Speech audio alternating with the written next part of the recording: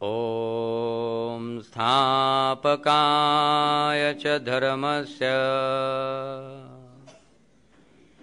सर्वधर्मस्वरूपिणे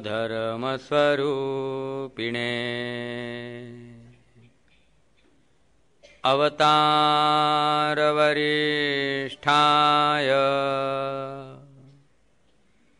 रामकृष्णाय ते नमः।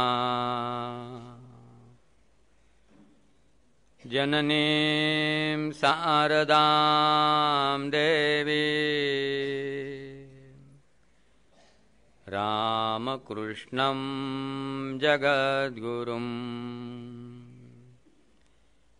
पादपद्मे तयो श्रित्वा प्रणमामि मुहुर्मुहुः।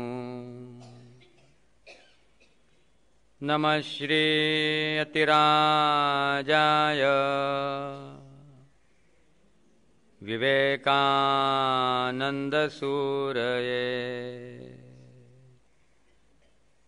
सच्चित्सुखस्वरूपाय स्वामिने तापहारिणे शुकासारिखे पूर्णवैराग्यजाचे वसिष्ठा परिज्ञानयोगेश्वराचे कविवाल्मिका सारिकामान्यैसा नमस्कार मादा सद्गुरु रामदासा मनाची शते ऐकता दोष जाती मती मंदते साधना योग्य होती सढे ज्ञान वैराग्य सामर्थ्य अंगी म्हणे दास विश्वासिता मुक्तिभोगी। जय जय रघुवीर समर्थ सब संतन की जय। की असंच क्रोध ह्या विषयावर मी बोललो आणि श्रोते बाहेर पडत होते। एका ग्रस्तांना अशी एक शंका आली की त्यांची चप्पल दुसऱ्या माणसाने घातली। तो एकदम त्यांना म्हणाला, हो कोणाची चप्पल घालताय आणि कुठे चाललात? त्या माणसाने विचारलं, तुमची चिडायची वेळ झाली आहे का? तुमची चिडायची वेळ झाली असेल तर मी चप्पल काढून ठेवतो, पण ही चप्पल माझीच आहे म्हटले। म्हणजे काही काळा पुरता का होईना पण या सगळ्याचा परिणाम होत असतो। आणि म्हणून आपण काम क्रोध याचा विचार केला, त्याच्या जोडीला समर्थांनी मद मत्सर दंभ यांचं वर्णन केलेलं आहे आणि या सगळ्याला भारू म्हटलेलं आहे। विशेषण आहे, नको रे मना मत्सरू दंभ भारू। भारू हे त्याचं विशेषण आहे। भार याचा अर्थ ओझ। एका विशिष्ट प्रमाणामध्ये काम आणि क्रोध यांचं समर्थन करता येईल। भगवंताने तर भगवद्गीतेमध्ये धर्माला अविरुद्ध असा जो काम तो मी आहे असंच वर्णन केलेलं स्वतःच्या विभूती सांगताना। क्रोध जो आहे तो केव्हा तरी आवश्यक असतोच। वाईटाचा जर नाश करायचा असेल, दुष्ट प्रवृत्तीचं जर निर्दालन करायचं असेल, निर्मूलन करायचं असेल तर माणसाला क्रोध आला पाहिजे। वाईट बघून अन्याय बघून जो संतापत नाही तो मनुष्य कसला? तर एका विशिष्ट प्रसंगी विशिष्ट प्रमाणात काम आणि क्रोध समर्थनीय आहेत, पण दंभ मत्सर किंवा मद याचं समर्थन तुम्ही करू शकत नाही। त्याच्याशिवाय माणसाला आरामात जगता येईल, त्याच्याशिवाय मनुष्य सुखाने जीवन जगू शकेल। या सगळ्या गोष्टी ज्या आहेत या मानवी मनावरला ओझ आहे म्हणून भारू म्हटलेलं आहे। आणि हे ओझ जर मनुष्याने आयुष्यभर सांभाळलं तर मृत्यूनंतर पुनरपि जननम पुनरपि मरणम, कारण हे ओझ घेऊन पुन्हा दुसरा जन्म, त्या जन्मात पुन्हा मद, त्या जन्मात पुन्हा मत्सर, त्या जन्मात पुन्हा दंभ. आणि खरोखर या गोष्टींची आवश्यकता नाहीये. या गोष्टींशिवाय मनुष्य आपलं जीवन अतिशय सुखाने आणि समाधानाने जगू शकेल. जसं काम आणि क्रोध एका विशिष्ट प्रमाणात जीवनात आवश्यक आहेत. सारखी मुलं जर चिडवायला लागली, त्रास द्यायला लागली, मुलांना काहीतरी रागवायला लागेल. सारखी खेळायला लागली, अभ्यास अजिबातच करत नाही म्हटलं तर केव्हा तरी आईला दुर्गामाता व्हावं लागेल.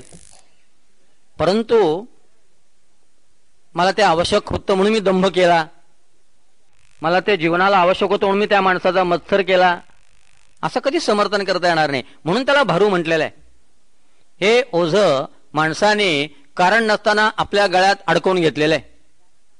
त्याची खरोखर जीवनात काहीही आवश्यकता नाहीये. मद याचा अर्थ ताठा, गर्व, दर्प, उद्धटपणा, उर्मटपणा. मद याचा अर्थ आपण जे आहोत त्यापेक्षा जास्त दाखवण्याचा प्रयत्न असतो. हेड क्लार्क पण असाच चालतो की दोन के मॅनेजर आहेत, उगीच नाव आणायचा. आपण जे आहोत त्यापेक्षा वेगळे आहोत, त्यापेक्षा चांगले आहोत असं दाखवण्याचा प्रयत्न, त्याला मद असं म्हणतात. मद याचा अर्थ आय एम समबडी. मद याचा अर्थ काय समजलात, इतक्या गावचं पाणी प्यालेलो आहे, स्वतःबद्दलची अशा प्रकारची फाजील धारणा आणि तसं स्वतःला प्रकट करण्याची धडपड, त्याला मद म्हटलेलं आहे. संत दासगणू महाराजांनी या मदाचं वर्णन त्यांच्या एका काव्यामध्ये फार सुंदर केलेलं आहे. ते म्हणतात, वक्ता मीच धनाढ्य मीच जगती, माझीच रीती बरी, कर्तृत्वास मदीय पार न कुणा, बुद्धीत माझी सरी, सत्ता एक मलाच योग्य सगळी, व्हावी प्रतिष्ठा मला, सारे विश्व मदांध तुच्छ समजे, तो पाहिजे टाळला. सगळ्या जगात मीच कोणीतरी आहे, एक अरेबिक म्हण आहे. त्या अरेबिक म्हणीचा मराठी अनुवाद असा की भगवंताने प्रत्येक मनुष्य तयार केल्यानंतर, म्हणजे अल्लाने त्यांच्या भाषेत, अल्लाने प्रत्येक मनुष्य निर्माण केला आणि मग त्याच्या कानात सांगितलं, मैंने आज तलक तुम्हारे जैसा आदमी कभी भी बनाया नहीं. आणि मग त्याला पृथ्वीवर पाठवलं. तो मंत्र घेऊन तो जे पृथ्वीवरती आला की बस माझ्यासारखं कोणी नाही, मीच, त्याला म्हणतात मद. समर्थांनी एक उपहासात्मक काव्य लिहिलेलं आहे. म्हणजे काही वेळा समर्थ माप काढायला लागले की इतकं भयंकर माप काढतात. त्यामध्ये मी कसा चांगला आहे, माझे नाक सर्वात चांगले आहेत, माझे डोळे सर्वात चांगले आहेत, माझे हातपाय सर्वात चांगले आहेत, असं सगळं वर्णन केलेलं आहे. आणि मग बरा गुण माझा, बरे रूप माझे, बरे नेत्र माझे, बरे हात माझे, असं सगळं वर्णन केलेलं आहे. आणि मग शेवटी बरा शिंबूड माझा, बरी लाळ माझी, बरी थुंका माझी, सगळं म्हणजे कशाला तू चांगलं म्हणतोय, काय तुझं शरीर आहे, कशाने भरलेलं आहे आणि कसला एवढा गर्व करतोय. थोडे जिणे अर्धपुडी काया, गर्व करती रडाया, शरीर अवघे पडाया, वेळ नाही. अर्धपुडी काया, मृत्यूनंतर ते शरीर जाळल्यावर त्याच्या अस्थींची अख्खी पुडी सुद्धा होणार नाही, अर्धी पुडी होईल. अर्धी पुडी काया, शरीर अवघे पडाया, वेळ नाही. असं असताना मी मी मी कसला मी, हा जो मद आहे, किती मद त्या रावणाला होता स्वतःच्या सत्तेचा. वेगळ्या प्रकारचे मद असतात. तारुण्याचा एक मद असतो. या सगळ्या मदामध्ये माणसाला इतरांना तुच्छ लेखण्याची प्रवृत्ती असते, दुसऱ्याची अवहेलना करण्याची प्रवृत्ती असते. जे आपल्यापेक्षा वडीलधारी मंडळी आहेत, वरिष्ठ मंडळी आहेत, त्यांची टिंगलटावाळी करण्याची प्रवृत्ती असते. हिताचे सांगत असल्यास तिकडे दुर्लक्ष करण्याची प्रवृत्ती असते. प्रकृती चांगली असली तर शरीराचा मद असा असतो, असे रुबाबात चालत असतात, चालणार न कळतं. लक्षात आलं, एका विशिष्ट मस्तीमध्ये चालत असतात. ज्यांचा मान राखायला हवा त्यांच्याशी उद्दामपणे वागायचं. आपण महाभारतात पाहतो, दुर्योधनाचं भीष्म आणि द्रोणाचार्यांशी वागणं जे होतं ते अत्यंत आक्षेपार्ह होतं. आपण ती मालिका पाहिली. त्या मालिकेमध्ये अर्जुनाचं आणि नकुल सहदेवांचं किंवा युधिष्ठिराचं धर्म भीष्मांशी वागणं, त्यांचा आणि द्रोणाचार्यांचा संवाद, आणि दुर्योधन आणि भीष्म यांचा संवाद, दुर्योधन आणि द्रोणाचार्य यांचा संवाद. दुर्योधन म्हणजे मदाचं मूर्तिमंत रूप होतं. जसं अर्जुन म्हणजे सख्य भक्तीची मातृका, तसं दुर्योधन म्हणजे मदाची मातृका. इतका घनीभूत मद त्या दुर्योधनामध्ये होता. उर्मटपणे बोलायचं, दुर्लक्ष करायचं, वडीलधाऱ्या माणसांच्या सांगण्याकडे पर्वा करायची नाही. नव्या पिढीमध्ये या गोष्टी फार शिरत चाललेल्या आहेत. कुठल्याही जुन्या माणसांची किंमत ठेवायची नाही, घरातल्या माणसांना सन्मानपूर्वक वागवायचं नाही. आपापल्या मस्तीमध्ये, आपापल्या तोऱ्यामध्ये, आपापल्या संपत्तीच्या कर्माच्या या सगळ्या राडगाडग्यामध्ये कोणाचाही विचार नाही, कोणाचीही पर्वा नाही. या सगळ्या गोष्टी ज्या आहेत, वागण्यातला तुसडेपणा, इतरांच्या सद्गुणांकडे दुर्लक्ष करणे, कोणी साधू संन्याशी भेटले की त्यांच्या दोषांचा विचार करत राहायचा.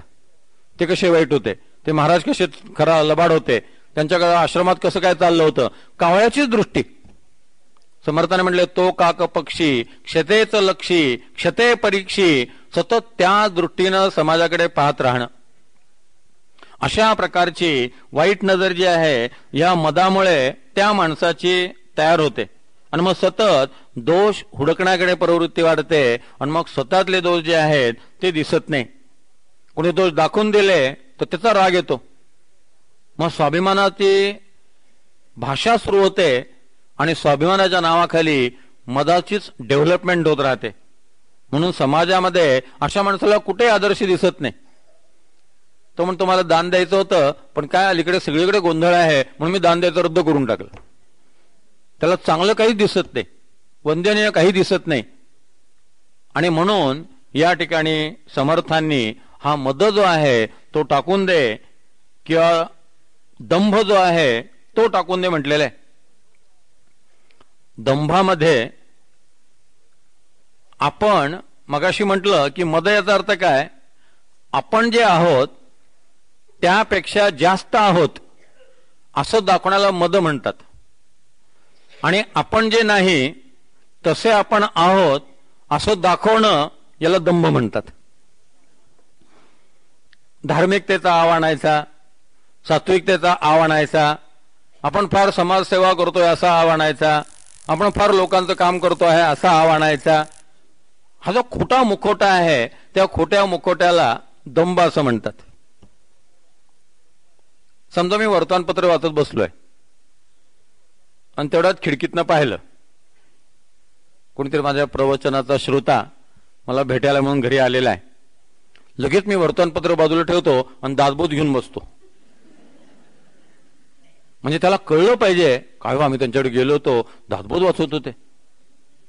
किंवा त्यांच्या मग एकदम ध्यानाला बसायचं आणि सांगायचं घरात की कोणी आलं तर मी ध्यानाला बसलोय, आता अर्धा तास तरी भेटणार नाही म्हणून सांग. म्हणजे तो मनुष्य येतो आणि तो गेलो होतो पण ते ध्यानाला बसले होते, अर्धा तास भेटणार नाही म्हणून घरच्यांनी सांगितलं. काय साधन आहे बघा. आपल्याबद्दल ते खोटं चित्र उभं करायचं, मुखोटा, नकली चेहरा एक धारण करायचा. एक चेहरे पे कई चेहरे लगा लेते हे लोक, आहे त्या चेहऱ्याने भागत नाही, मग वेगवेगळे मुखोटे धारण करायचे. त्या मुखोटा धारण करणारा दंभ असं म्हणतात, दांभिक असं म्हणतात. मग या ठिकाणी समर्थाने म्हटलं आहे, मत्सर करू नकोस, मद करू नकोस, दंभ करू नकोस. या ठिकाणी दंभ जो आहे त्याची विविध रूप आपल्याला पाहायला मिळतात. समाजात आपल्याला मान मिळावा, मरातब मिळावा, आपली प्रतिष्ठा व्हावी अशी इच्छा तर असते, तशा प्रकारचं आचरण असत नाही.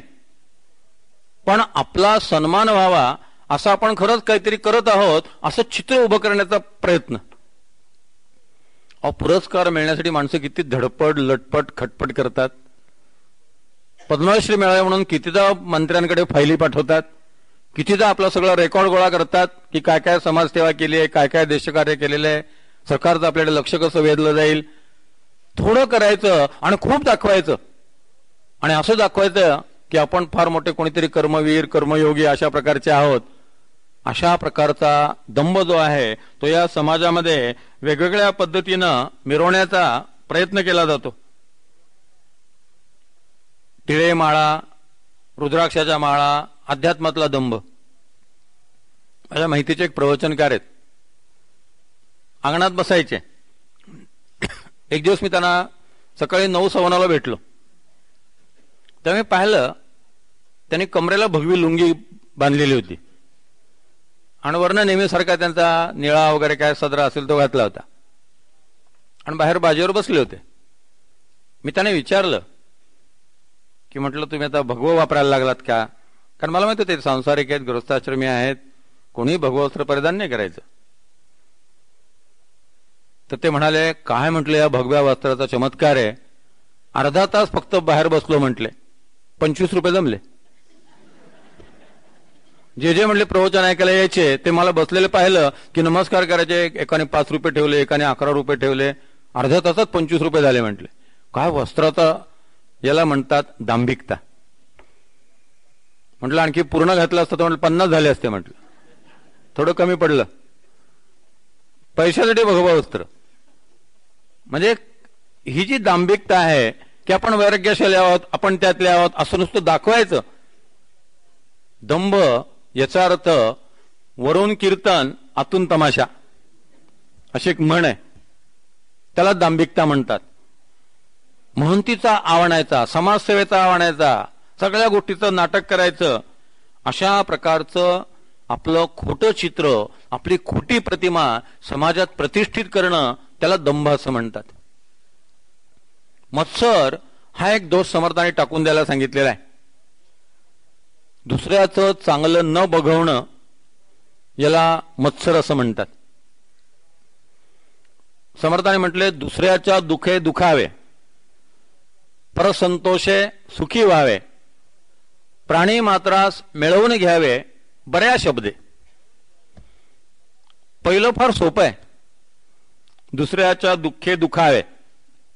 एखाद्या माणसाकडे काही जर अशुभ घटना घडली तर आपण लगेच भेटायला जातो, डोळ्यात पाणी आणण्यातही आपण यशस्वी होतो, दुःख व्यक्त करू शकतो, मदतही करतो. दुसऱ्याच्या दुःखामध्ये सहभागी व्हाणं एका विशिष्ट प्रमाणात शक्य आहे. आणि आपल्या वाट्याला अशा प्रकारचं दुःख येऊन गेलं असेल तर त्याच्या आठवणीने माणसाला रडायला येतं आणि त्यामुळे सुद्धा तो दुःखात सहभागी झाल्यासारखं होऊ शकतं. पण दुसऱ्याच्या सुखात सहभागी होणं फार अवघड गोष्ट आहे. समर्थांचे म्हणले दुसऱ्याच्या सुखे सुखावे, आणि हा दुसऱ्याच्या सुखाने दुःख होण्याचा जो प्रकार आहे त्याला मत्सर म्हणतात. आणि ह्या मत्सराचं एक वैशिष्ट्य आहे, जो आपल्या क्षेत्रातला आहे ना त्याच्याबद्दलच मत्सर असतो. एखाद्या गायकाला जर पुरस्कार मिळाला तर मला फार मत्सर वाटणार नाही. एखाद्या क्रिकेटपटूचा जर सत्कार झाला तर मला काही फार मत्सर वाटणार नाही. एखाद्या प्रवचनकाराचा सत्कार झाला की मला रात्री झोप येणं कठीण आहे. अहो काय हल्ली कोणाचेही सत्कार होतात की अर्थच राहिला नाही. पूर्वी सत्काराला काहीतरी व्हॅल्यू होती. आता काय सत्कार विकत घेतले जातात, पुरस्कार विकत घेतले जातात, लगेच चर्चा सुरू. कारण तो प्रवचनकार आहे, एक डॉक्टर दुसऱ्या डॉक्टरबद्दल, एक लेखक दुसऱ्या लेखकाबद्दल, एक कवी दुसऱ्या कवीबद्दल, एक साधू दुसऱ्या साधूबद्दल सुद्धा काय बोलतो बघावं. झटकन तो चांगला बोलणार नाही, आणि चांगला बोलला तर पॉलिसी म्हणून चांगलं बोलेल की त्यांनी सगळ्यांना सांगितलं पाहिजे की त्यांच्या मनात काही नाही, ते सगळ्यांबद्दल चांगलं बोलतात, अशी आपली जाहिरात व्हावी. मग आतल्या गोटामध्ये पुन्हा तो वाईट बोलतच असतो.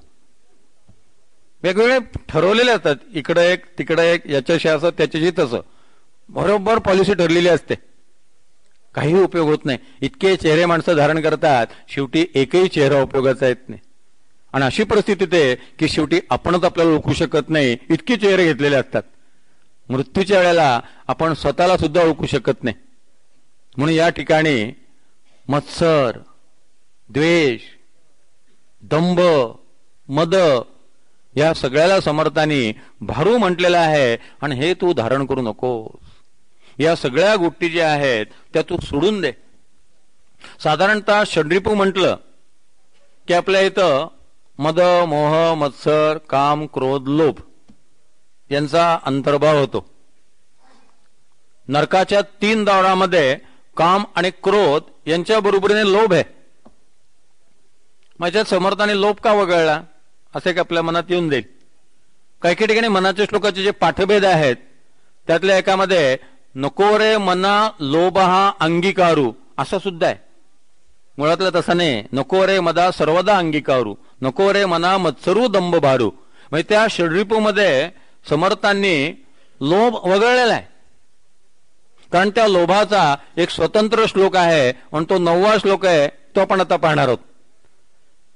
नको रे मना द्रव्य ते पुढिलांचे, अति स्वार्थ बुद्धी नरे पाप साचे, घडे भोगणे पाप ते कर्म खोटे, न होता मना सारिखे दुःख मोठे.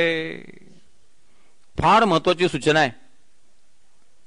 घडे भोगणे पाप ते कर्म खोटे. साधनेचे वेगवेगळे निकष, वेगवेगळे आलंबन आपण प्रवचनात पाहत असतो. त्यातले हे एक आलंबन आहे. आपल्याला असं ठरवता येईल दर तासाला 8, 9, 10 जसे बुलेटिन असतात ना तासाला निवडणुकांच्या वेळेला विशेषतः, तसं दर तासाला आपण 2 मिनिटं शांत बसायचं आणि या तासाभरामध्ये मी जी कर्म केली ती माझ्या पुनर्जन्माला कारणीभूत आहेत का मोक्षाला कारणीभूत आहेत याचा फक्त विचार करायचा. तासाला नाही जमलं 3-3 तासाला ठरवून टाका.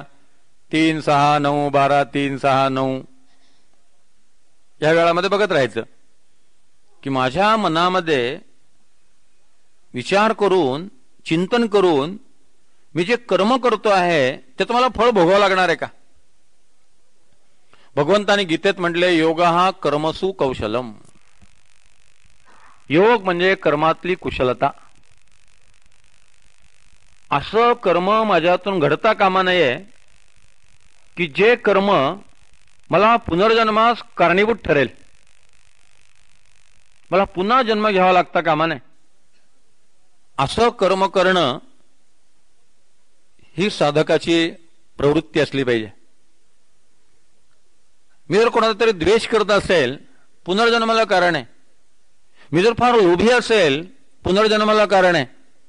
माझ्या मनात फार जर वासना भरलेल्या असतील पुनर्जन्माला कारण आहे. स्वतःची कर्म तपासली पाहिजेत आणि आपली कर्म पुनर्जन्माला कारणीभूत ठरत नाहीयेत याची काळजी घेतली पाहिजे. कारण गहना कर्मणो गती, भगवंताने गीतेत सांगितलेलं आहे कर्माची गती गहन आहे. कुठल्या कर्माचं काय फळ भोगावं लागेल काही सांगता येत नाही.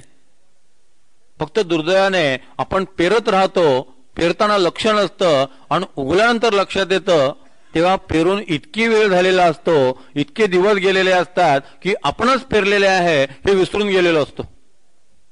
मग समर्थांना सांगावं लागतं मनात वाचिरे पूर्वसंचित केले तया सारिके भोगणे प्राप्त झाले. आणि काही वेळेला हे पेरणं मागच्या जन्मीचंही असतं. 90% आपलं ह्या जन्मीतच आपल्याला भोगायला लागतं. आपण जर थोडे ऑनेस्ट झालो, आपण जर थोडे साक्षी झालो, आपण जर थोडं निपक्षपणे न्यायाधीशाच्या भूमिकेतून आत्मपरीक्षण केलं तर आपल्या लक्षात येईल की आपल्या प्रमादांची आपल्याला फार कमी शिक्षा मिळालेली आहे. जास्त शिक्षा मिळायला पाहिजे होती. भगवंत दयाळू आहे म्हणून त्यांनी फार थोड्या शिक्षेवरतीच आपली सोडवणूक केलेली आहे. जास्त काहीतरी घडायला पाहिजे होतं. म्हणून आपलं कर्म आपल्याला काहीतरी भोगावं लागेल असं असतं कामा नये. त्याला समर्थन घडे भोगणे पाप ते कर्म खोटे. माझ्या ज्या कर्मामुळे मला कर्मविपाक तयार होईल, पाप भोगावं लागेल, पुनर्जन्माला जे कारणीभूत ठरेल असं कर्म मी कटाक्षाने टाळलं पाहिजे. ते कर्म माझ्यातून घडता कामा नये. नाहीतर पेरलं जातं आणि उगवल्यानंतर लक्षात येतं की हे मी केलेलं नाहीच आहे असं वाटत राहतं आणि मग माझ्या वाट्याला एक काय आलं असा मनुष्य प्रश्न विचारतो. म्हणून संबंध गीतेचं सार निर्बीज कर्म. निर्बीज कर्म याचा अर्थ तुम्ही असं कर्म करा की ज्या कर्मातनं तुम्हाला काही भोगावं लागणार नाही. प्रत्येक कर्म तुमचं तुम्हाला मुक्त करणार असलं पाहिजे. देह ठेवताना स्वामी विवेकानंदांनी लिहिलेल्या पत्रात ते म्हणतात, जीवनाच्या सायंकाळी मी जेव्हा माझं जीवनपट आठवतो तेव्हा मी असं एक ठामपणे सांगू इच्छितो की माझ्या आयुष्यात मी एकही कर्म माझ्या स्वतःसाठी केलेलं नाहीये. काय जीवन नसेल कल्पना करा. समर्पित जीवन, यज्ञ. जीवन म्हणजे यज्ञ. एक कर्म स्वामी विवेकानंद म्हणते मी माझ्यासाठी केलं नाही. माझी सगळी कर्म जी आहेत सद्गुरूंसाठी, देशासाठी, देवासाठी, धर्मासाठी मी केलेली आहेत. स्वतःची कर्म जी आहेत ती तपासत राहिलं पाहिजे. आणि ती तपासत असताना आपण काय करत आहोत, मग त्यातला सर्वात मोठा दोष म्हणजे लोभ. आणि लोभातलं सर्वात प्रधान पैशाचा लोभ. कारण आपण पाहिलं की काम हा शब्द जो आहे त्याचा इच्छा असा अर्थ आहे, पण कामविकार हा सर्वात महत्वाची इच्छा असल्यामुळे काम या शब्दाचा तोच अर्थ लागला गेला. तसं लोभ हा शब्द जो आहे त्यात वेगवेगळे लोभ जे आहेत ना, त्यात सर्वात जास्त लोभ माणसाला पैशाचा असतो. कारण पैशाकडे क्रयशक्ती आहे. तुम्हाला जी सुखाची साधनं हवी आहेत ती सगळी पैशाने मिळू शकतात. एकदा पैसा हातात आला की तुम्ही काही करू शकता, काही विकत घेऊ शकता. आणि म्हणून सर्वात जास्त लोभ पैशाबद्दलचा असतो. आणि म्हणून समर्थाने म्हटलेले आहे, नको रे मना द्रव्य ते पुढिलांचे. पुढिलांचे दोन अर्थ होतात. एक पुढिलांचे याचा अर्थ दुसऱ्याचं द्रव्य तू घेऊ नकोस. आणि पुढिलांचे याचा अर्थ पुढल्या पिढीपर्यंतची व्यवस्था करत बसू नकोस. तुझं झालंय बस झालं. मुलांना शिकव, त्यांना स्वतःच्या पायावरती उभं कर आणि बाजूला हो. त्यांचं ते बघून घेतील. त्यांच्या प्रारब्धात जसा पैसा असेल तसं ते जीवन जगतील. त्यात फार तू लुडबुड करू नको की आपल्याला पुढच्या पिढीचा विचार केला पाहिजे, असा विचार करू नको. गोंदवलेकर महाराज म्हणतात, 3 दिवसाचं धान्य जर घरामध्ये असेल तर गृहस्थाने 4थ्या दिवसाचा विचार करू नये. 3 दिवसाची व्यवस्था आहे ना, संपलं.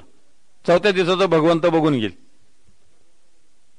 प्रल्हाद महाराज म्हणतात, रात्री जर जेवायला मिळालं नाही तर बहुतेक पोट बिघडलं आहे, म्हणून भगवंताने लंघनाची व्यवस्था केली असं समजून शांतपणे झोपून घ्या. माणसं 3 पिढ्यांची व्यवस्था करतात तरी वरीड, तरी काळजीच असते. तसा विचार केला तर आत्ताची नोकरीची पद्धत,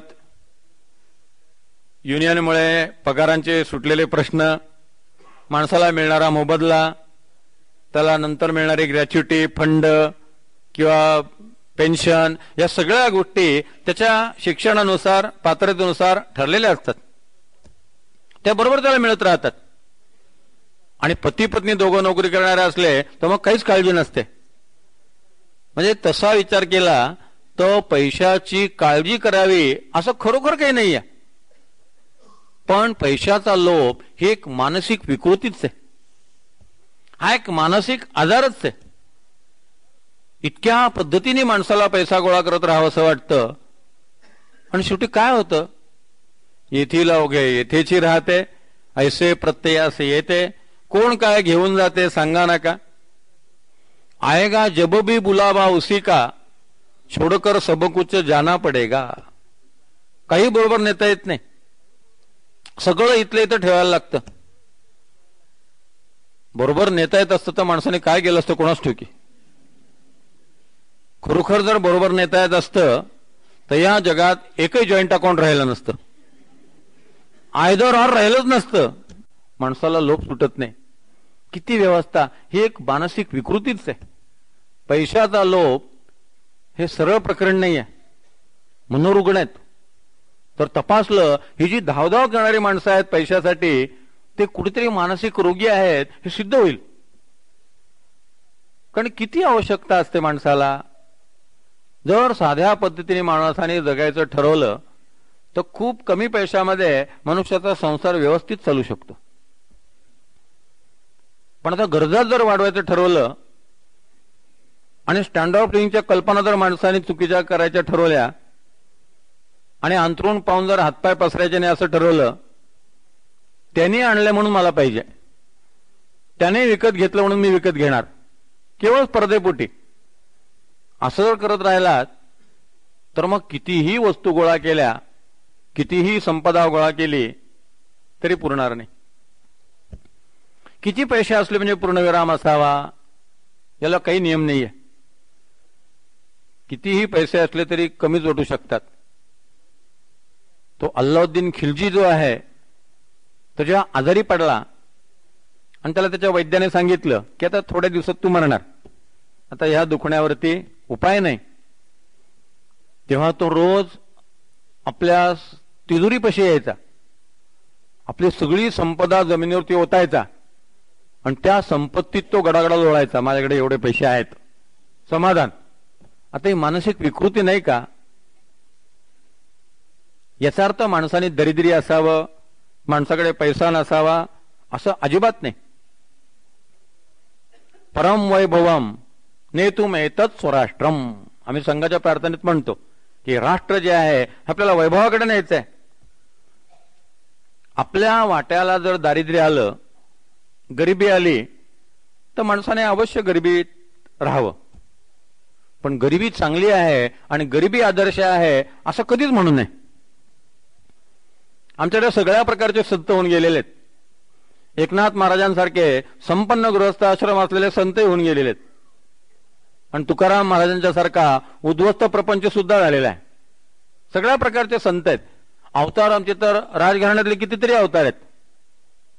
भगवान बुद्ध, भगवान महावीर, अर्जुन, कृष्ण, राम हे सगळे राजघराण्यातले आहेत. सगळे संपन्न आहेत, सगळे वैभवशाली आहेत आणि वैभवशाली असूनही सगळे त्यागी आहेत. रामकृष्ण परमहंसांसारखा अवतार आहे तो गरीब कुटुंबातला आहे, दरिद्री कुटुंबातला आहे. म्हणजे सगळ्या प्रकारच्या परिस्थितीमध्ये अवतार होऊन गेलेले आहेत. या ठिकाणी काही लोकांच्या वाट्याला संपत्ती आली असेल, त्या अवतारांना संपत्तीचा मद नव्हता, आणि काही लोकांच्या वाट्याला दारिद्र्य आलं असेल, त्यांना दारिद्र्याची खंत नव्हती. ते आयत्या परिस्थितीत तसे आनंदाने समाधाने राहिले होते. जैशी स्थिती आहे तैशा परीर आहे, कौतुकतूप आहे संचिताचे, या अवस्थेत ते होते. त्यामुळे ज्यांच्या वाट्याला वैभव आलं असेल त्यांना वैभव भोगा असे समर्थ रामदास म्हणतात. फार सुंदर उभी आहे समर्थांची. जितका व्याप तितके वैभव, तोला सारिका हावभाव. जसं तुमचं अर्निंग असेल तसं तुम्ही राहा. त्याला आम्ही मराठीमध्ये म्हटलं अंथरूण पाहून हातपाय पसरावेत. माझा पगार जसा असेल तसा माझा फ्लॅट असावा, तेवढ्या पैशात ते सगळं बसवावं. पगार जर 1 लाख असेल तर बंगल्यात राहायला काही हरकत नाही. पगार जर 50,000 असेल, 4 खोल्यांचा चांगला फ्लॅट बघायला काही हरकत नाही. परंतु मला तेवढं ऐपत नाही, परवडत नाही, म्हणून मी वाटेल त्या मार्गाने मिळवीन आणि तसं राहून दाखवीन. महत्वाकांक्षा ही एक निराळी गोष्ट आहे आणि लोभ ही एक निराळी गोष्ट आहे. महत्वाकांक्षेमध्ये पुरुषार्थ आहे, महत्वाकांक्षेमध्ये कष्टाची तयारी आहे. मी कष्ट करीन, माझ्या मनात महत्वाकांक्षा धारण करीन, चांगलं होऊन दाखवीन, मोठं होऊन दाखवीन, श्रीमंत होऊन दाखवीन, काही हरकत नाही. आपल्याला ती गोष्ट माहिती आहे तुळशीबागवाल्यांची. ती कानातली बिगबाळी जी आहे ती त्यांनी पाहिली धान्याची आणि त्यांनी ती बिगबाळी मिळून दाखवली, थोडं मोठं होऊन दाखवलं. वैभव जर माणसाला हवा असेल तर माणसाने प्रयत्न करावेत, कष्ट करावेत, पुरुषार्थ करावा. अर्थ आणि काम हे आमच्या इथं 4 पुरुषार्थामध्ये सांगितलेले आहेत. अर्थ हा पुरुषार्थ आहे. आमच्याकडे श्रीसूक्त आहे. तुकाराम महाराजांनी म्हटलंय, जोडून या धन उत्तम व्यवहार आहे. उत्तम व्यवहार करा आणि भरपूर पैसे मिळवा. पण लॉकरमध्ये 8 लाख रुपये ठेवले होते माहितीच नाही, आणि मग कंट्रोल बोर्डाने जेव्हा लॉकर उघडलं तेव्हा 8 लाख रुपये निघाले, हे बरोबर नाही. आणि मला काय माहिती नव्हतं मी केव्हा पैसे ठेवले वगैरे, मग त्याचा टॅक्स भरलाय की नाही परमेश्वराला माहिती. ते कुठले तरी मला मिळाले होते, मी ते ठेवून दिले. आणि त्यांचा सन्मान, त्यांचं लोकांना आकर्षण, त्यांची प्रतिष्ठा. कितीतरी मोठमोठे नट आहेत, क्रिकेटर आहेत, पुढारी आहेत, ते टॅक्स भरत नाहीत. वाटेल तशा गोष्टी त्यांच्या चालू असतात. दडपणावरनं येतात, फोन येतात आणि सगळी प्रकरणं झाकली जातात. इकडं प्रकरणं झाकली जातील, वरती प्रकरण झाकायची सोयच नाही. तिथं कर्मविभागाचा बडगा जो आहे तो जबरदस्त आहे. मग कदाचित उशीर होईल, पण जेव्हा उशीर होईल तेव्हा जो फटका मिळेल तो व्याजासकट असेल. कारण व्याज दोन्ही ठिकाणी सुरू असतं, लोनवर व्याज असतं आणि डिपॉझिटवर व्याज असतं. आणि जितकं लॉंग टर्म डिपॉझिट असेल तितका रेट ऑफ इंटरेस्ट जास्त असतो, जितकं लॉंग टर्म लोन असेल तितका रेट ऑफ इंटरेस्ट जास्त असतो. 20 वर्षानंतर भोगायला लागेल, पण 20 वर्षानंतर जो फटका मिळेल तो इतका जबरदस्त असेल काही सांगता येत नाही. म्हणून घडे भोगणे पाप ते कर्म खोटे. माणसाने ऐश्वर्यात अवश्य राहावं, पण ऐश्वर्यात राहण्यासाठी त्या प्रकारची गुणवत्ता त्याच्याकडे असावी, संपदा असावी. जनक किती वैभवशाली होते. जनकांच्या संपत्तीचं वर्णन आहे, रामचंद्रांच्या संपत्तीचं वर्णन आहे. किती राम संपत्तीवान होते. उलट यश, श्री, औदार्य हे सगळे आमचे तर गुणच आहेत. पण श्री म्हणजे संपत्ती आहे आणि लगेच औदार्य सुद्धा आहे. कंजूषपणा नाही, खडूसपणा नाहीये. म्हणून संपदा मिळवणं भोगावी सावकाश. ओव्हर सिम्प्लिसिटी हा सुद्धा एक दोष आहे. अगदी साधं राहणं, बावळट सारखं राहणं हे सुद्धा योग्य नाही. माझ्या परिचयाची एक मुलगी, तिला मी लहानपणापासून पाहतो, 7वी 8वी पासून पाहतो. तिला 50-60 हजार पगार आहे, तिच्या नवऱ्याला 50-60 हजार पगार आहे. एकदा ती बोलताना म्हणाली, ते स्कूटरवरनं जायचे ऑफिसला. एकदा बोलताना म्हणाली की आम्ही सायकलवरनं जायचा विचार करतोय म्हटले. ते प्रदूषण वगैरे वाचवायचं आणि थोडा व्यायाम होईल म्हणून म्हटलं सायकलवरनं जायचा विचार ऑफिसमध्ये. तर मी त्यांना म्हटलं, तुम्ही स्कूटरवरनं जाता हीच तुमची चूक आहे, तुम्ही कार घेतली पाहिजे. तुम्हाला दोघांना मिळून 1 लाख घरामध्ये येतात, तुम्ही त्या सन्मानाने राहिलं पाहिजे. ऑफिसमध्ये असं होऊ नये की तुमच्या हाताखालची माणसं स्कूटरवरनं आणि कारवरनं येत आहेत आणि तुम्ही सायकलवरनं येत आहे. व्यायाम म्हणून तुम्ही मैदानावर जाऊन 4 मैल पळा, पण ऑफिसमध्ये जाताना तुम्ही त्या रुबाबात तुमच्या पगाराप्रमाणे तुम्ही गेलं पाहिजे. जितके वैभव, जितका व्याप तितके वैभव, तोला सारिका हा अभाव. पंतप्रधानाचा बंगला तसाच असला पाहिजे, राष्ट्रपतीचं निवासस्थान तसंच असलं पाहिजे. खासदाराचं त्याहून लहान असेल, आमदाराचं त्याहून लहान असेल. जी तुमची पोझिशन आहे आणि जे काम तुम्ही समाजाला देत आहात तशा प्रकारच्या सुखात तुम्ही राहिलंच पाहिजे. शिवाजीराव भोसलेंनी कारमधनंच आलं पाहिजे, राम शेवाळकरांनी कारमधनंच आलं पाहिजे, मठाच्या संन्याशांनी कारमधनंच गेलं पाहिजे. जी पोझिशन त्यांची आहे, जे समाजाला ते देत आहेत त्यानुसार त्यांचा समाजामध्ये चांगल्या माणसाला सुद्धा मान आहे, चांगल्या माणसाला सुद्धा प्रतिष्ठा आहे, हे लोकांच्या लक्षात आलं पाहिजे. नाही तर फार साधेपणा असला तर लोक म्हणतील ते काय बावळट आहेत, पायी सुद्धा येतील. त्यांना कशाला तुम्ही रिक्षेचे पैसे देता, ते पायी सुद्धा आले असते, उगीच तुम्ही रिक्षेचे पैसे त्यांना दिलेत. असं होण्याची शक्यता आहे. समाजाला कळलं पाहिजे की हा मनुष्य मोठ्याने याचा असा मान राखला पाहिजे. माझे एक मित्र निकम म्हणून आहेत, मी कॉलेजला अगदी खास मित्र होतो. आता तो शिरूरला प्रिन्सिपॉल आहे बोरा कॉलेजचा. साधा प्रिन्सिपॉल नाही आहे, एका विशिष्ट ध्येयाने प्रेरित झालेला प्रिन्सिपॉल आहे, डेडिकेटेडली काम करणारा मनुष्य आहे. त्याच्या कॉलेजमध्ये मी व्याख्यानाला गेलो होतो, तेव्हा त्यांनी सांगितलं की कॉलेज 7:15 सुरू होतं, मी 7 पासून 15-20 मिनिटं दारामध्ये असतो. उशीर आलेल्या प्राध्यापकाला मी आत घेत नाही, उशीर आलेल्या विद्यार्थ्यांना आत घेत नाही आपण समजू शकतो. एक दिवस एक प्राध्यापक वेळेवरती आला होता, 7:10लाच आला होता, पण त्यांनी पायजामा, शर्ट आणि स्लीपर घातल्या होत्या. पायात स्लीपर होत्या, रबरी आपण घरात वापरतो तशा, आणि पायजामा शर्ट होता. दाढी थोडीशी वाढलेली होती, 2-3 दिवस दाढी केलेली नव्हती. त्यांनी त्या प्राध्यापकाला सांगितलं, आज रजेचा अर्ज टाका आणि उद्या कामावरती या. तर त्या प्राध्यापकाने विचारलं, का बरं? म्हणले, तुम्हाला सरकार 20-22 हजार रुपये पगार देतं, त्यातले दरिद्री राहण्यासाठी देत नाही. आज 100 विद्यार्थी तुमच्या समोर आहेत, तुमच्याकडे पाहिल्यानंतर विद्यार्थ्यांना प्रसन्न वाटलं पाहिजे. काहीतरी गबळ्यासारखं बावळटसारखं आलेत, आपले स्लीपर घालून, तुम्ही बुटामध्ये आलं पाहिजे, सॉक्स घातले पाहिजे, टाय असला पाहिजे, थोडा अंगावर स्प्रे मारायला सुद्धा हरकत नाही. विद्यार्थ्यांमध्ये ऍडव्हर्टाईज सर व्यवस्थित राहतात, सर म्हणजे काहीतरी बावळटात. सगळे प्राध्यापक जर असे पायजमान शर्टमध्ये राहायला लागले आणि सगळीकडे गांधीगिरी झाली तर राष्ट्र बावळट व्हायला फार वेळ लागणार नाही, सगळी नवी पिढी बावळट होऊन जाईल. व्यवस्थित राहिलं पाहिजे. ज्या पद्धतीने तुम्ही वावरत आहात, ज्या समाजात वावरत आहात, त्या समाजात तसंच राहिलं पाहिजे. आणि म्हणून वैभवाची आम्हाला घृणा नाहीये, संपत्तीचा आम्हाला तिरस्कार नाहीये. उलट संपत्ती असली पाहिजे आणि ती संपत्ती व्यवस्थित राहण्यासाठी आणि दुसऱ्याला वाटण्यासाठी आहे. मुख्य मुद्दा भोगदृष्टी असता कामा नये, ओरबडण्याची दृष्टी असता कामा नये आणि वाईट मार्गाने आलेली संपत्ती असता कामा नये. संपत्ती जर वाईट मार्गाने आली असेल तर घडे भोगणे पाप, त्या संपत्तीचे फार विचित्र परिणाम होतात. अनेकदा असं घडतं, रोगाचं मूळ काय आहे ते बघितलं जात नाही. रोगाच्या मुळावरती उपचार केला जात नाही आणि रोगाच्या लक्षणांवरती उपचार केला जातो.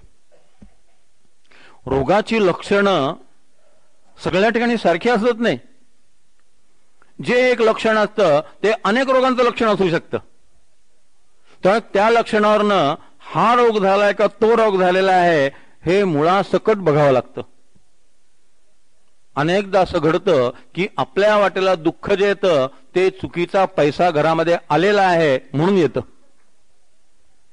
अनेक कुटुंबातली अशांती ही चुकीचा पैसा घरात आल्यामुळे असते.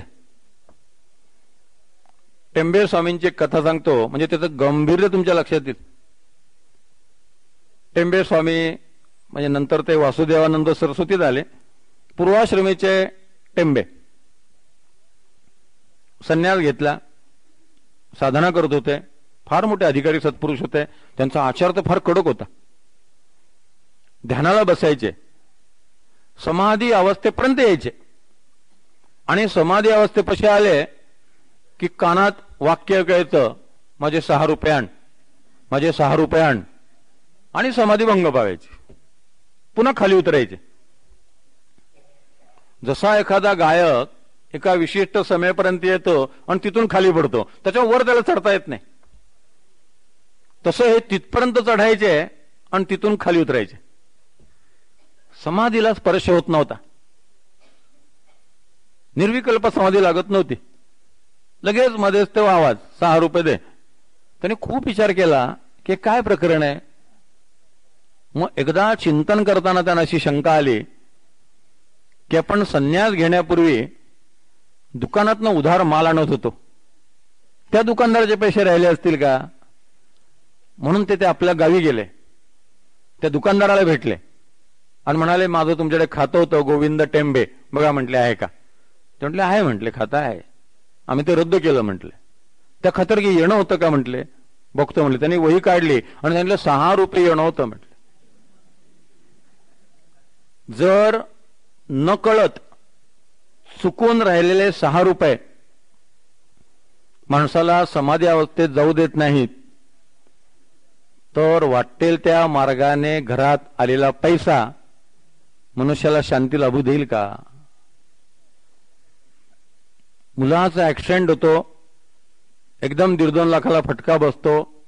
आपल्याला असं वाटतं की असं कसं काय झालं, इतका मी सप्तशतीचे पाठ करत होतो, नवरात्र साजरं करत होतो, मग असं कसं झालं, देवीने दुर्लक्ष कसं केलं, देवीने रक्षण का नाही केलं, मुलगा पैसे कसे मिळत होता याचा कधी विचार केला का. कुठेतरी काहीतरी गडबड होती आणि तो आघात झाला. फक्त कर्मयोपाकाचं वैशिष्ट्य असं आहे की त्याचं असं टेबल नाही आहे की हे कर्म आणि हे फळ. गहना कर्मणो गती म्हटलं ते तेवढ्यासाठीच. कुठल्या कर्माचा कसा फटका बसेल काही सांगता येत नाही.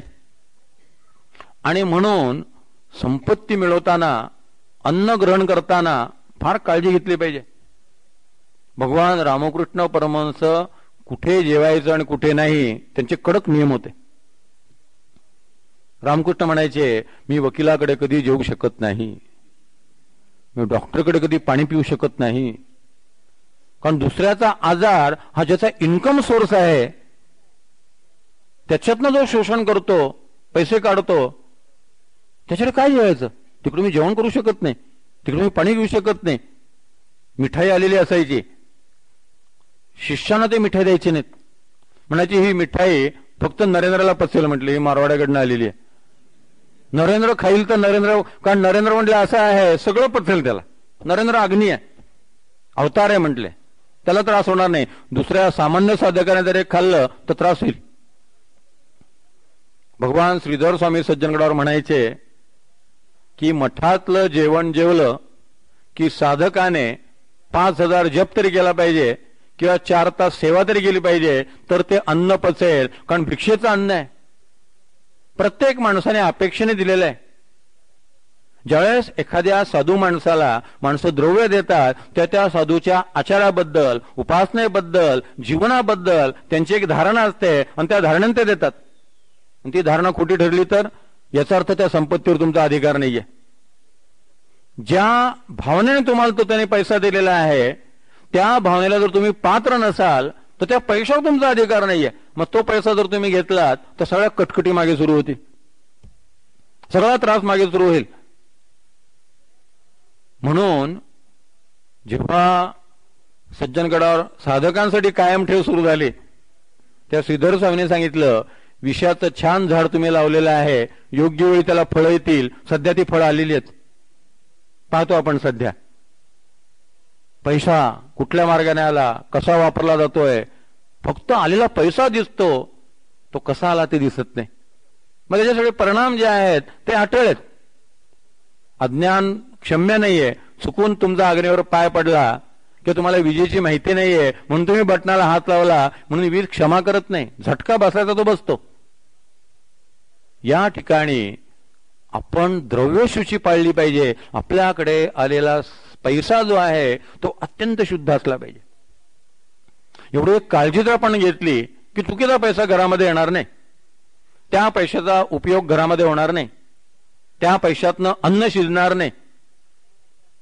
कारण पुन्हा जिकडलं आपण अन्न खातो तिथं पैसा कसा आलेला आहे याच्यावरही त्या अन्नाचा परिणाम ठरलेला असतो. जर पैसा वाममार्गाने आला असेल आणि ते अन्न जर शिजवलं गेलं आणि ते तुम्ही खाल्लं तर तुमची बुद्धी सुद्धा भ्रष्ट होईल. तुम्हाला सुद्धा वाममार्गाने पैसा मिळण्याची दुर्बुद्धी होईल. म्हणून कुठे जेवावं, कोणाच्या हातचं खावं, याचे इतके बारीक सारीक नियम आहेत की विचारू नका. पण कोणी इतक्या मुळाकडे कोणी जात नाही आणि असं वाटतं आम्ही एवढं देवाचं केलं आणि आमच्या वाट्याला असं कसं आलं. अज्ञान क्षम्य नाहीये. म्हणून नको रे मना द्रव्यते पुढीलांचे. किती वाईट मार्गाने आपण पैसा मिळवत राहतो. साधा रिक्षावाला असतो, त्या रिक्षावाल्याला माहिती असतं की मीटर प्रमाणे 18 रुपये 60 पैसे झालेले आहेत, तुलाच म्हणतो 20 रुपये. पण ते 1 रुपये 40 पैसे आपल्याला भोगायला लागणार आहेत हे त्याला माहिती असत नाही. अशा गोष्टी साठत राहतात. आणि असे 1 रुपये 20 पैसे किती लोकांचे साठलेत. 37 रुपये झाले मीटर प्रमाणे की 40 रुपये झाले सांगतात. 37 रुपये जेव्हा झालेले असतात तेव्हा त्यात मार्जिनल प्रॉफिट असतंच. पुन्हा 40 रुपये घ्यायची गरज काय, 3 रुपये वरती घ्यायची गरज काय. ते वरचे 3 रुपये जे आहेत लगेच 6 रुपये दे अकाउंटला जमा. आता ध्यानालाच बसत नसल्यामुळे त्याच्या ध्यानात येत नाही ते सोडून द्या. पण ते सगळं एक वेगळं अकाउंट आहे. ईश्वर हा सुपर कॉम्प्युटर आहे. म्हणून रजनीशांनी एक फार छान गोष्ट सांगितली आहे. ते म्हटले लोक दान देताना घेणारा पात्रतेचा आहे की नाही याचा विचार करतात, मी देणारा पात्र आहे की नाही याचा विचार करतो. देणाऱ्याने कुठून आणलेले आहेत. म्हणून संपत्ती कशी आलेली आहे तो फार महत्वाचा प्रश्न आहे. लक्ष्मी अनुपगामिनी, शुद्ध मार्गाने आलेली संपत्ती असली पाहिजे. वाटेल त्या मार्गाने आलेली संपत्ती नको. चीनमध्ये गमतीशीर खटला घडला. एका उद्योगपतींवरती घरावरती एका माणसाने दरोडा टाकला. तो दरोडेखोर सापडला, त्याला अटक झाली, खटला सुरू झाला. न्यायाधीशाने त्याला शिक्षा दिली. पण न्यायाधीश मोठे विलक्षण होते. कोदे निकम यांच्यापैकी कोणतरी असलं पाहिजे. त्या न्यायमूर्तींनी शिक्षा देताना दरोडेखोराला तर शिक्षा दिलीच, उद्योगपतीने शिक्षा ठरवली. त्यांनाही त्यांनी 2 वर्ष तुरुंगवास सांगितला. तर त्या उद्योगपतीचा वकील थक्क झाला. त्याने विचारलं न्यायाधीशांना की माझ्या आशीला तुम्ही शिक्षा का दिलीत. आता अशील आहे त्याला शिक्षा होणारच. त्याला म्हणले शिक्षा कशी काय, त्यांच्या तर घरावर दरोडा पडलाय. तेव्हा न्यायाधीशाने विचारलं यांनी एवढी संपत्ती का मिळवली हा प्रश्न ते म्हटलं. आणि ती का जवळ ठेवली हाही प्रश्नच आहे. कारण एका माणसाने एवढी संपत्ती ग्रहण करणं आणि ती स्वतःजवळ ठेवणं हा सुद्धा गुन्हा आहे. त्यांनी ती वाटून टाकायला पाहिजे होती. त्यांनी एवढी संपत्ती गोळा केली म्हणून ते सुद्धा गुन्हेगार आहेत, म्हणून त्यांना शिक्षा. अशा प्रकारे परमेश्वराच्या दरबारामध्ये कुठल्या कर्माचं केव्हा काय फळ भोगावं लागेल हे सांगता येत नाही. म्हणून दर तासाला किंवा दर 3 तासाला मी जे बोललो, मी जे कर्म केलं त्या सगळ्यातनं काही वाईट तर निष्पन्न होणार नाही ना. मला भविष्यकाळात काहीतरी भोगावं लागेल असं तर काही तयार होणार नाही ना. एका तीर्थक्षेत्री मी होतो आणि माझा मुक्काम एका संन्याशाकडे होता. एकच दिवस राहिलो होतो. त्या संन्याशाने मला सांगितलं, ज्या गावात तुम्ही आलेले आहात त्या क्षेत्रामध्ये 30-40 म्हणले पुजारीची घरं आहेत आणि प्रत्येक पुजाऱ्याच्या घरात एक सायकिक पेशंट आहे. कुणी अपंग असेल, कुणाला पोलिओ झालेला असेल, कुणी मतिमंद असेल, कुणाचा पाय तुटलेला असेल, असं एक प्रत्येक घर सापडेल म्हटलं तुम्हाला. आणि याचं कारण नैवेद्याचे पैसे घेतात, नैवेद्य दाखवत नाहीत. किंवा 6 लोकांचे नैवेद्याचे पैसे घेतात, एकच नैवेद्य दाखवतात आणि 6 लोकांना प्रसाद देऊन मोकळे होतात. 15 अभिषेकाचे पैसे घेतात, एक आवर्तन करतात आणि बाकीचे अभिषेकाचे पैसे जे आहेत ते जवळ ठेवून घेतात. 15 जर लोकांचे पैसे घेतले असतील, 15 आवर्तने केली पाहिजेत. अशा पद्धतीनं पुजारी जर पैसे मिळवत असेल तर त्याला तरी परिणाम भोगायला लागतील. तुम्ही देवाचं काम करत आहात म्हणून सुटका आहे, इतका देव भोळा नाही आहे. भगवंत न्यायी आहे, तो दयाळू नक्की आहे, पण तो दयाळूपेक्षा न्यायी जास्त आहे. आणि भगवंतानी दयाळू असण्यापेक्षा न्यायी असलं पाहिजे, कारण दयाळू असण्यामध्ये दुसऱ्यावर अन्याय होण्याची शक्यता आहे. मी एखाद्या माणसाचा खून केला आणि परमेश्वराला माझी दया आली आणि त्याने मला निर्दोष सोडलं, ज्याचा खून झाला त्या कुटुंबियांवर हा अन्याय नाही आहे. मी जर खून केला असेल तर मला त्याची शिक्षा मिळाली पाहिजे. भगवंताने त्याबद्दल मला काही ना काही शासन दिलं पाहिजे, नाही तर त्या कुटुंबावरती अन्याय होईल. अफजलला फाशी द्यायचं नाही असं अजून ते निर्णय घेत नाहीयेत. ज्या माणसाचा मृत्यू झाला त्या सगळ्यामधल्या हल्ल्यामध्ये त्याच्या कुटुंबियांनी मिळालेले सगळे पैसे आणि पुरस्कार सरकारला परत केले. की नको म्हटलं, आमच्या घरातला मनुष्य धारातीर्थी पडला आणि ज्याच्यामुळे तो मेला त्याला जर तुम्ही फाशी देणार नसेल तर यांचं धारातीर्थी पडणं व्यर्थ झालं. सरकार कोडगा असल्यामुळे, सरकार निर्लज्ज असल्यामुळे त्याला त्याची काही लाज नाही आहे. त्यांनी परत केलं, त्या दिवशी गव्हर्नमेंटने सांगायला पाहिजे होतं ताबडतोब या माणसाला फाशी द्या. दया म्हणजे अन्याय करणं नव्हे. कारण असं होतं कामा नये की मी एकावर दया करतो आहे म्हणजे दुसऱ्यावर अन्याय करतोय. म्हणून भगवंत न्यायी आहे. भगवंताला सगळे सारखे आहेत, कारण सगळीच त्याची लेकरं आहेत. आणि सगळी त्याची लेकरं असल्यामुळे हा जवळचा तो लांबचा पक्षपात ही गोष्ट भगवंताकडे असत नाही. म्हणून कर्मयोपकाच्या सिद्धांतामध्ये कुणीही अपवाद ठरणार नाही. तुम्ही पुजारी असाल, आयुष्यभर देवाचं कर्म करत असाल, पण ते कर्म करत असताना जर तुम्ही डिसऑनेस्ट असाल तर त्या डिसऑनेस्टीचं जे फळ तुम्हाला मिळायला पाहिजे ते मिळणारच. आणि म्हणूनच अनेक देवस्थानांच्या कटकटी सुरू आहेत, अनेक देवस्थानामध्ये संघर्ष सुरू आहेत. आता तर नको रे मना द्रव्यते पुढीलांचे द्रव्य संचय करण्याचं अध्यात्म एक साधनच झालेलं आहे. तुम्ही प्रतिष्ठान स्थापन करा आणि कितीही पैसे गोळा करा, नोबडी विल आस्क यू, आणि कसेही वापरा. नात्यातलेच ट्रस्टी नेमा, घरातलेच ट्रस्टी नेमा, काय वाटेल त्या पद्धतीने पैसे माणसं गोळा करत राहतात. सगळा पैशाचा खेळ असतो. आणि हे सगळं जे आहे हे अध्यात्माच्या नावाखाली सुरू असतं. 15,000 दिले की हार घालायला मिळेल, इतके 1000 दिले की अमुक करायला मिळेल, सगळं अध्यात्माच्या नावाखाली. कशासाठी एवढा पैसा लागतो? खरं त्याची गरज आहे का एवढी? हल्ली सगळे महाराज जे असतात ते प्रकल्पवालेच असतात. 16 कोटीचा प्रकल्प, 20 कोटीचा प्रकल्प. तिकडे जमीन घेतलेली आहे, तिथे प्रति पंढरपूर करायचं आहे. इकडे जमीन घेतली आहे, तिकडे प्रति बालाजी उभा करायचा आहे. आणि मग लोकांकडनं पैसे गोळा करत राहायचे, लोकांकडनं निधी गोळा करत राहायचा. आणि हे मी माझ्यासाठी करत नाहीये, हे सगळं प्रतिष्ठानसाठी चाललेलं आहे. कशा प्रकारे माणसं मुखोटे धारण करतात याला दंभ म्हणतात. की आपण जसे आहोत तसं दाखवायचं नाही. त्या मानाने मग उद्योगपती प्रामाणिक असतो. तर मला पैसा प्रिय आहे, मी पैसे मिळवेन, त्यासाठी तो कष्ट करतो, इन्व्हेस्टमेंट करतो, रिस्क घेतो, 18-18 तास काम करतो आणि श्रीमंत होतो.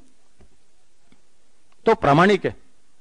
म्हणून या ठिकाणी आपल्या कुठल्या कर्माचं काय फळ आपल्याला भोगावं लागणार आहे याचा जर मनुष्याने विचार केला नाही तर मनुष्य आणि पशु यामध्ये काय फरक आहे.